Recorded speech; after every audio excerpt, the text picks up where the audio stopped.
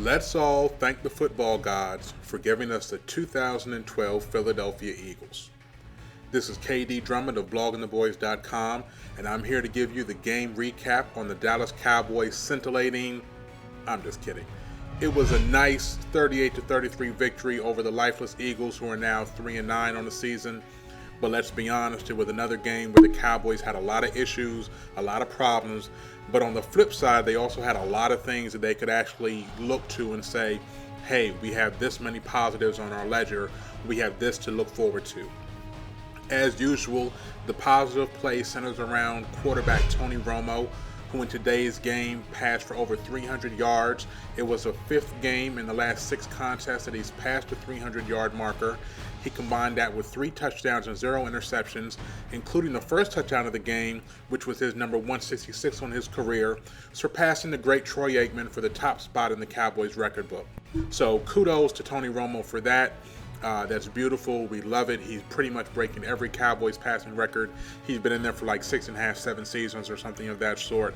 So obviously today is a more passing league, and that has a lot to do with it. But you can't frown at the fact that Troy Aikman has 141 career interceptions, and Tony Romo, who's supposed to be Mr. Turnover Machine, has 85 with the same number of touchdowns. Now, Romo was under duress the whole game. The offensive line was horrible. Doug Free, I'm talking to you.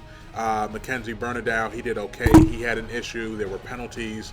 There were holds. There were sacks. There were things of that sort. Teron Smith and Doug Free combined on a sack. Free gave up one on his own.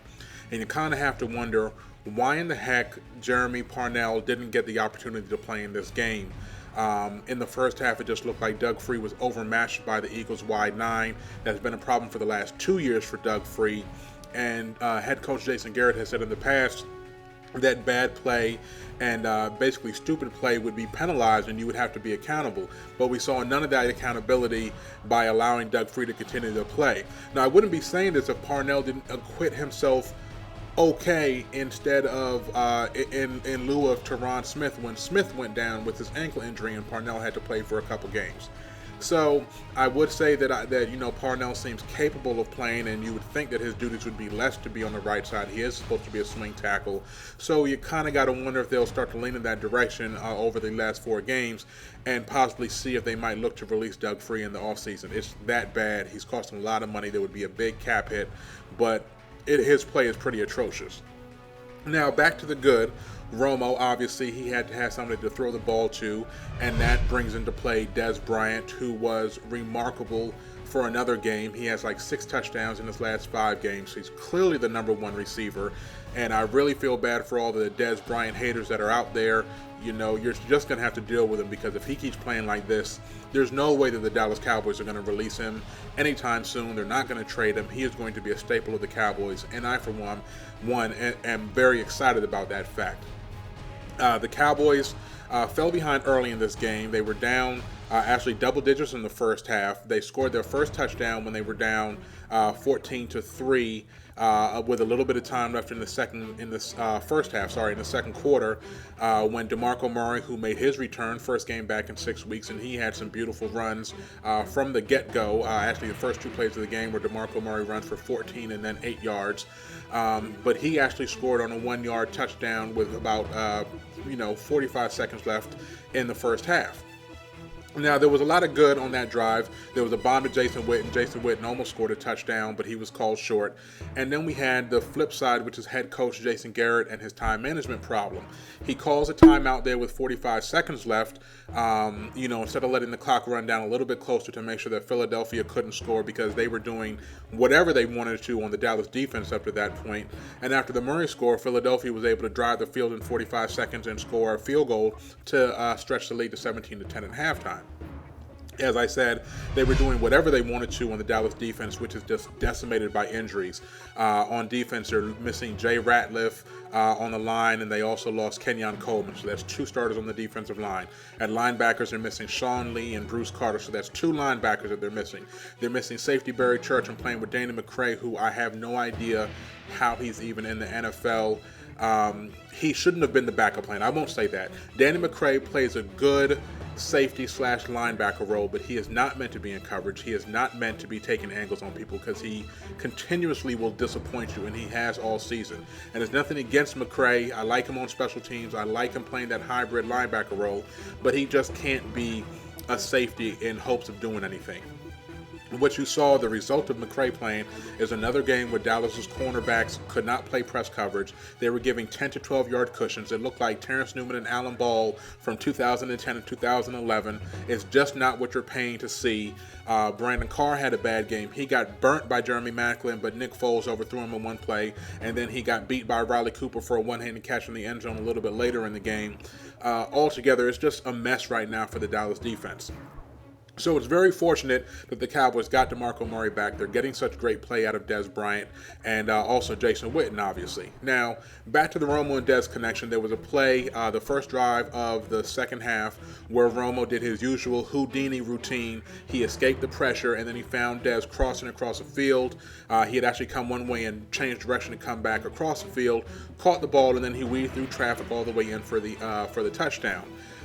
Later in the game, on a crucial third down, Romo hit a beautiful pump fake and then found Dez Bryant along the right sideline for another first down. That was very crucial.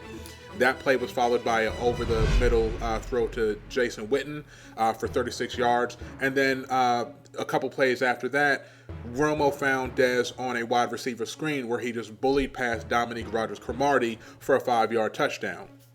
Dez ended up a couple yards short of 100 yards for the game, but he did have those two scores. Romo's third touchdown went to Miles Austin on a beautiful play-action fake to Felix Jones after DeMarco Murray had softened up the defense and had Philly concerned with the Cowboys' run game, which we haven't said in 6 weeks since DeMarco Murray has been out. But it was a beautiful play-action pass, and he found Miles Austin on a slant. Austin raced down the middle of the field, and he evaded the Eagles defenders, and he scored his touchdown. He only had 2 catches for 46 yards, but regardless, it was another beautiful play by Romo. Jason Witten did go over 100 yards with his 6 catches, no scores, but he was trusty as ever. And again, Romo had the beautiful day. In his last 5 games, he's now thrown for over 1,500 yards, 10 touchdowns, only 2 interceptions. You can't really say anything wrong about how Tony Romo is playing right now, and that's beautiful to say because the team's going to need him. The Cowboys are scoring, I believe, 32 points per game over the last 4. Unfortunately, they're giving up 28 points per game or 29 points per game, just under. And that's really going to be, it seems like, the model for this team down the rest of the season. Complete reversal from how it was to start the season when the defense was carrying everything and the offense was struggling. So that's what we're looking at right now. As far as the playoff picture goes, of course, Dallas is still in it. They're 6-6. I have no idea how they're going to be able to compete against teams like Pittsburgh and Cincinnati in the next couple games. But, anything can happen. And, on the playoff front, Tampa Bay did lose. Minnesota did lose. The Redskins play at the Giants tomorrow, so we're going to be keeping it, on Monday night. So we're going to be keeping a close eye on that game for NFC East repercussions.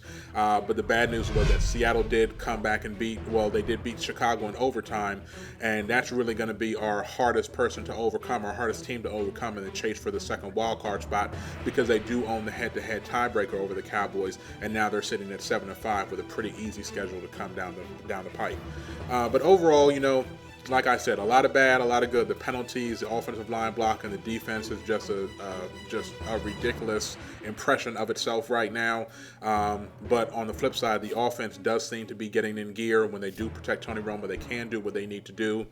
And that resulted in a 38-33 victory over the Philadelphia Eagles for the Cowboys. We'll definitely have more for you. I appreciate you guys tuning in. I love those that subscribe to us. Please do so. SBN, Blogging the Boys, just hit the subscribe button at the top of the window, and that'll take care of it for you. Also, think about subscribing to our SBN NFL channel as well as SB Nation. And once again, this is KD Drummond with your Blogging the Boys report. Salute.